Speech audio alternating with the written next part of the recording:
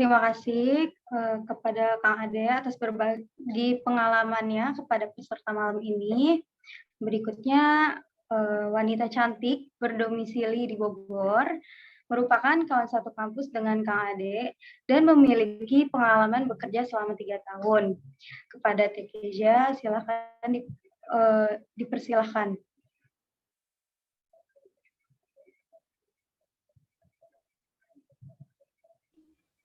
Baik, terima kasih untuk Teteh moderator. Pada kesempatan kali ini saya akan menyampaikan tentang hal-hal yang biasanya menjadi alasan bagi adik-adik tingkat yang ingin melanjut itu kenapa memilih bekerja gitu ya. Jadi selain dalam kuliah, salah satu pilihan setelah lulus sekolah itu biasanya itu bekerja. Terus biasanya ada beberapa alasan yang membuat adik-adik sekalian itu lebih memilih bekerja. Jadi di antaranya itu ada yang faktor ekonomi. Nah, faktor ekonomi itu biasanya karena tuntutan keluarga, terus ingin menghasilkan uang untuk membantu perekonomian keluarganya. Terus ada juga yang bekerja atau memutuskan untuk memilih bekerja untuk mengumpulkan biaya kuliahnya di masa depan atau biasanya disebut gapir gitu. Nah, kemudian salah satu alasan lain ada faktor lingkungan. Nggak jarang dari anak-anak yang mau lulus sekolah itu memilih bekerja karena ngikutin temannya, ngikutin alur pikiran lingkungannya. Terus dia nggak mau dianggap sebagai beban. Karena di dalam beberapa lingkungan, di dalam beberapa tempat, itu ada pemikiran yang kalau dia kuliah itu dia akan menjadi beban dan akan menjadi tidak menghasilkan uang gitu, jadi akan menyusahkan keluarganya. Nah, selain itu ada faktor lain yang membuat adik-adik yang mau lulus sekolah biasanya lebih memilih bekerja. Di antara lain itu pengen jadi dia itu jadi harapan keluarga, terus merasa cukup, nggak mau lagi belajar, nggak mau kuliah lagi. Jadi dia lebih mutusin, udah pengen kerja aja, pengen nerapin aja apa yang udah gue pelajarin selama di sekolah, pengen langsung kerja. Dan terakhir itu biasanya keputusan datang dari dirinya sendiri atau dia pengen lebih mandiri. Ya. Tapi selain bekerja, perlu juga dipikirkan sama adik-adik sekalian. Nah, kalau misalnya kita lulus sekolah, langsung bekerja itu apa aja sih dampaknya, apa aja sih yang bakal terjadi di masa depan, kita harus bisa memikirkan itu. Nah, beberapa dampaknya itu di antara lain itu ada dampak enaknya, ada nggak enaknya. Enaknya itu bisa memiliki penghasilan sendiri, bisa dipandang mandiri, bisa dipandang gimana ya, di saat teman-teman kita yang lainnya masih bekerja, kita udah punya penghasilan sendiri, udah mampu sendiri, udah nggak kayak orang-orang lain gitu. Tapi ada juga sedihnya, ada juga susahnya. Susahnya itu nggak datang di waktu langsung, tapi di masa depan, 10 atau 5 tahun kemudian. Beberapa di antara itu dampak negatifnya dari langsung bekerja itu, kita itu biasanya kalau misalnya dalam jenjang bekerja ya, kan ada yang namanya bisa kenaikan jenjang karir. Nah, kalau misalnya kenaikan jenjang karir ini, untuk lulusan SMA itu biasanya dipersulit dalam pekerjaan, terus akan mendapatkan perlakuan yang berbeda dari perusahaan atau daripada atasan-atasannya. Terus ada rasa minder di dalam dirinya sendiri karena latar belakang pendidikan yang dimiliki. Itu sih biasanya menurut menurut pengalaman aku sendiri yang aku temuin di lapangan setelah pengalaman-pengalaman aku kerja, menurut aku itu relate banget buat adik-adik yang memutuskan bekerja. Jadi kira-kira menurut adik-adik sekalian ada pertanyaan atau misalnya ada masukan nggak tentang lulus sekolah ini memilih bekerja gitu?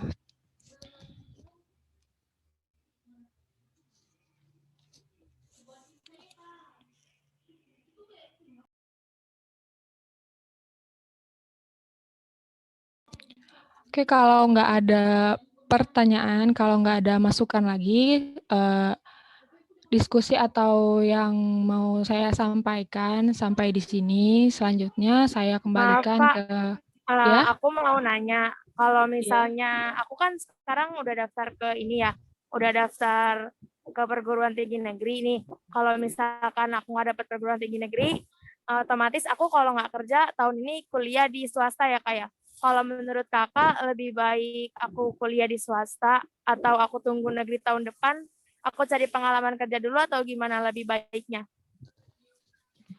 Wah, ini bagus sih pertanyaannya.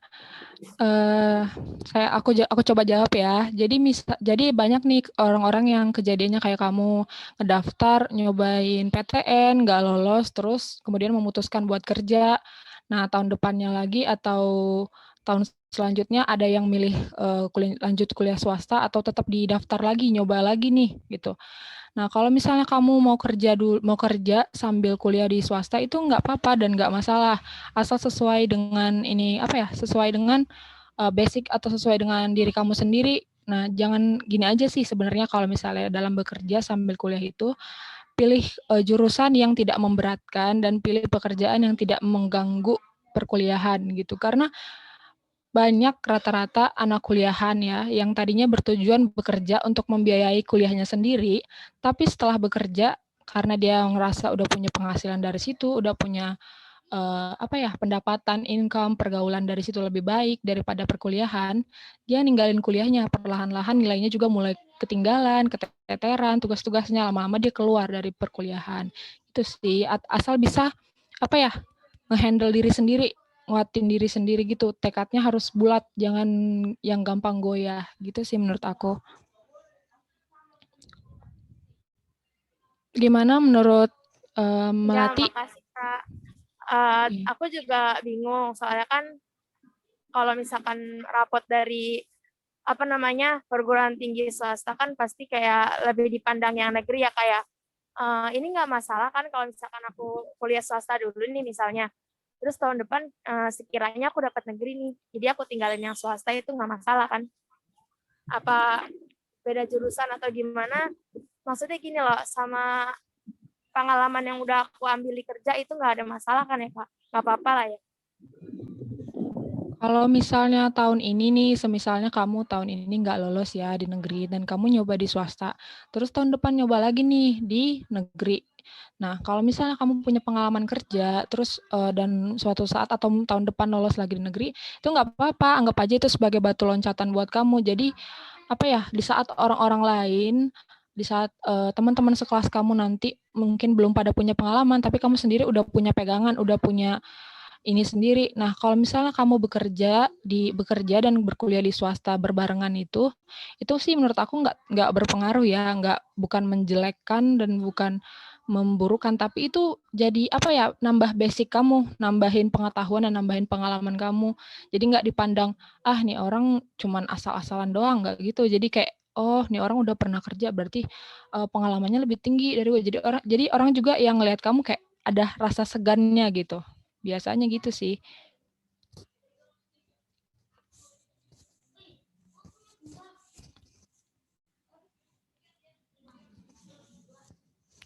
Ada yang mau ditanyakan lagi?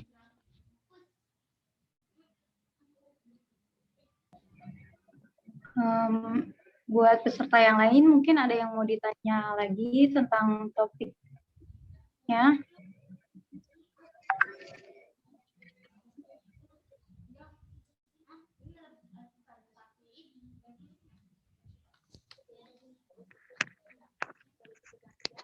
Ayo, mumpung masih di sini, masih bisa ngobrol bareng, masih bisa diskusi bareng. Kapan lagi gitu? Bisa ketemu Akang, Teteh, lagi Akang-akangnya ini tuh untuk organisasinya bagus gitu. Jadi ada batu loncatan, ada pengalaman kalian untuk belajar juga. Dan untuk Tetehnya ini tuh pengalaman bekerjanya bagus banget sih. Nyari duitnya kenceng ya, Teh. Ayo tanyain ya, tanya aja, nggak usah malu, nggak usah takut. Nggak ada apa-apain kok. Tenang aja ya.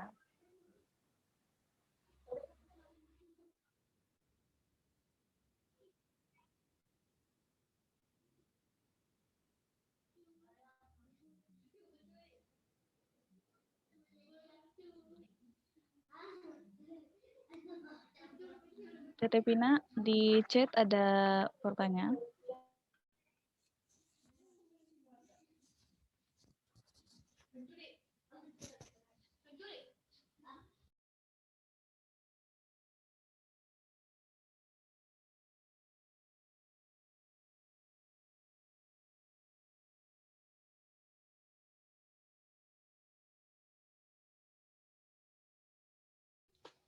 Ini langsung aku bacain aja ya pertanyaan dari Dian.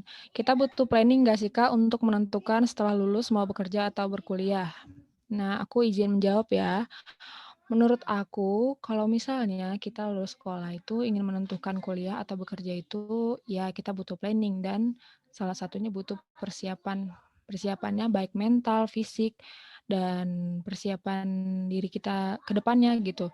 Jadi kalau kita memilih kuliah, kita harus bisa juga memikirkan ke depannya akan bagaimana dampaknya, apakah kita sanggup atau bagaimana. Nah, kalau bekerja juga kita harus pikirkan kita ini mau bekerja dalam jangka panjangkah atau hanya sebagai batu loncatan untuk membiayai kita berkuliah atau mungkin ada pemikiran lain gitu. Jadi ya kalau jawabannya iya, kalau misalnya ditanya apakah kita butuh planning untuk memilih kuliah atau bekerja, tentu aja jawabannya iya.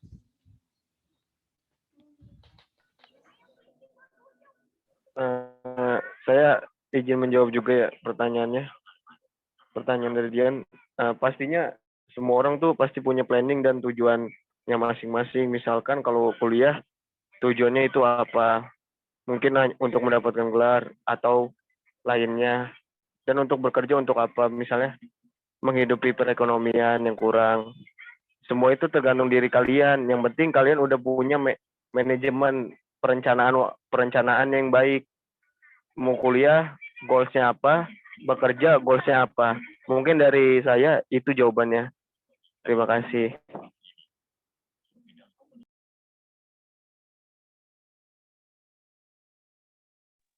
Mungkin dari teman-teman ada yang mau bertanya lagi, bisa langsung aja dinyalakan mikrofonnya atau tulis di kolom chat.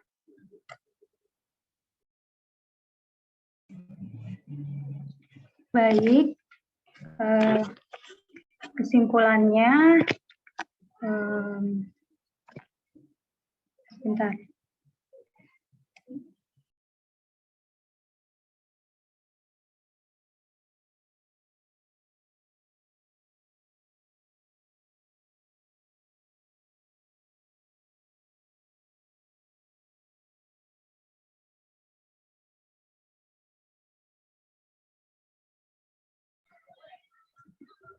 Baik,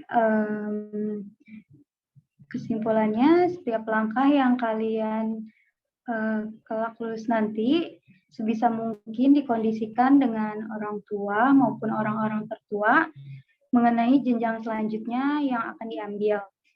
Jika hendak berkuliah, pastikan tidak hanya berkuliah, tetapi juga berpartisipasi dalam organisasi sebagai pengalaman. Sedangkan jika bekerja, jangan jadikan lingkup pekerjaan memutuskan masa depan kalian. Terima kasih.